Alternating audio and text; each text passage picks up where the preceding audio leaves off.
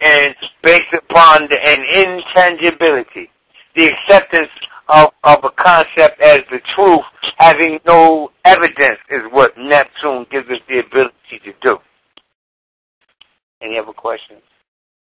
And so the moon, something you just build on, it gives us the ability to intuit what we are naturally born with. And so it's almost like to bring out of us what we already have that's natural, that we've already been born as a natural talent. The moon allows us to intuit that. Well, I wouldn't use the word intuit for the moon. I would use the word instinct for the moon. Okay. I would use intuit for Uranus, and let me explain why. There's a difference between intuition and instinct. Okay? Intuition comes to us having no physical experience prior to the event which requires the thought of intuition to manifest. Intuition always comes to us in as I define it, comes to us in the form of words, of a voice. Something told me not to do so. I heard a voice in my head that said, don't do so. That's intuition. Okay? The moon is different because the moon is an emotional thing. It is a gut feeling, which some people mistake for intuition.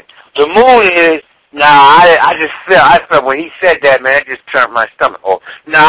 When she got to getting into what she felt about that, I just couldn't agree because my stomach wouldn't rest with that. Something in my gut. There's a physical, chemical, biochemical reaction that involves the moon, where Uranus, which is intuition, the intuition is purely mental. It doesn't involve any emotions. It doesn't involve any field of experience. It comes to you suddenly, unexpectedly, and verbally.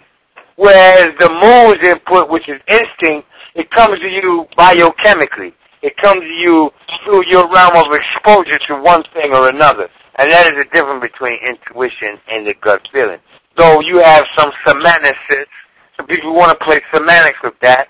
They're like, nah, I define intuition as a gut feeling. Well, I'm using Uranus energy here. I'm describing Uranus energy, which is purely mental, purely subjective, not physical, not biochemical, not emotional at all. It is just a realization, a sudden or spontaneous knowledge or realization. That is epiphany. Yeah, exactly. That is intuition. That is Uranus. Where when you get a feeling, a gut feeling, it doesn't necessarily mean that you have to have any physical exposure, but that comes about because of the circumstances you're in. When he said, or when she did, or when he did, or when she said, or when such and such occurred, that didn't rest well with me. Felt a turning. I just felt it in my gut. That is the moon.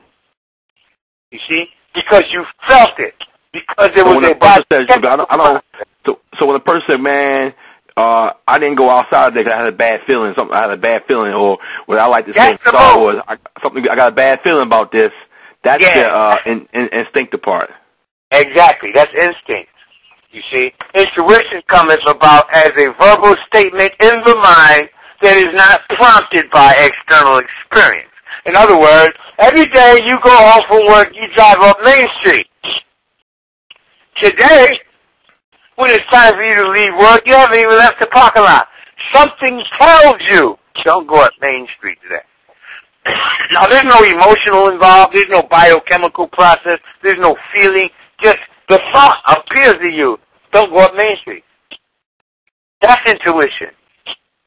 Now, if you want to deal with instinct, you know I normally go this way, and you heard on the news, or somebody came in, and you have this feeling, this emotion, which is all emotion is a product of biochemical exchange between the brain and in the physical self. You see, where thought is undetectable. Nobody knows the origin of a thought. Okay, so there goes that statement that thought is undetectable. Intuition is air. It is strictly mental.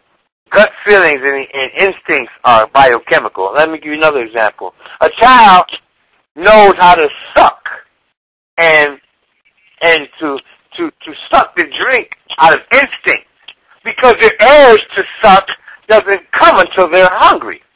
So there goes the or emptive or the physical experience that provokes them to suck. Intuition is another thing with this child. Because when the child can see and hear and they're exposed to circumstances that they've never seen or heard before, but they know how to act. That is intuition. That is not instinct. Instinct doesn't drive your shy child, intuition doesn't drive your shy child to jump behind you and clasp onto your leg to seek protection from company that you're keeping. That's not intuition. That's instinct. You see? That person came into the house. They felt a vibe. They received a certain impression from this person that instinctually grab onto their mother for protection. Intuition would drive them to react differently. Intuition would nothing you could say or manipulate or coerce or influence will bring them to be receptive to this individual. Am I drawing the line here?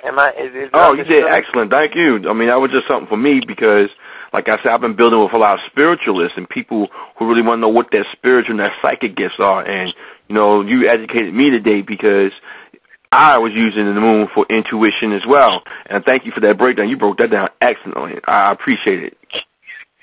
Okay. Right now, dogs, we got about 12 minutes left. All right. If there's anything y'all want to elaborate on, I would like to elaborate on something. Go ahead. Do your thing.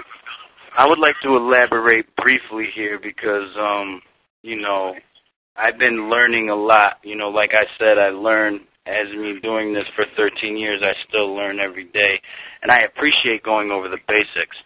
And I recognize that there are some students on the line, and I want to say overall that the importance of looking at your own astrological chart and examining it and making comparisons to your life and recognizing the planetary energies and how they have, they also correlate to your experiences will build your confidence as a cosmophysician to go out and read more astrological charts.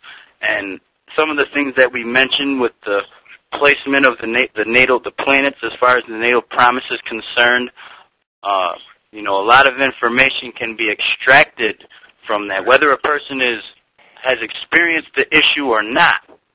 I want to touch on, the idea that REESE is given the ability, even though he has the Red Dot Club, he's given the ability or the opportunity to study astrology. So Jupiter and Uranus may positively aspect, and he may use that and look ahead and see how Mars and Pluto, or whenever Mars and Pluto are conjunct in the transiting skies, or transiting I mean where the planets are today or as we speak or at the moment, can help you see as you're evaluating your own chart, these certain aspects and configurations.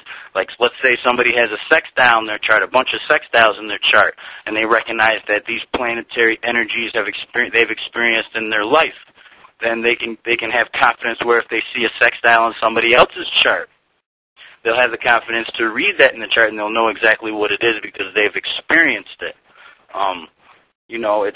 It's important to deal with the basics, and this natal promise is one thing that deals with the basic aspect of the cosmophysician actually recognizing the truth and validity of it, because you can do charts until you're blue in the face, but you're not really sure, even though someone may give you a yes or may give you a no. You're not really for certain until you see it in your natal promise, the aspects in your natal promise that show, and then when you deal with progressions and you see how it applies to your life and your experiences, then you say, now I see exactly what Mercury and Pluto is, and give the idea that everybody knows that the stove is hot, but we didn't. When we were younger, nobody knew that how hot it was or what it did when we touched it.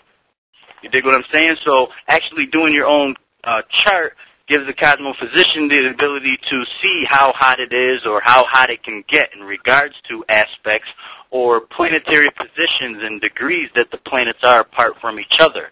And this is what we're doing here and conceptualizing about, and that's my input on that with the natal promise. That's peace. Is a promising. Well, my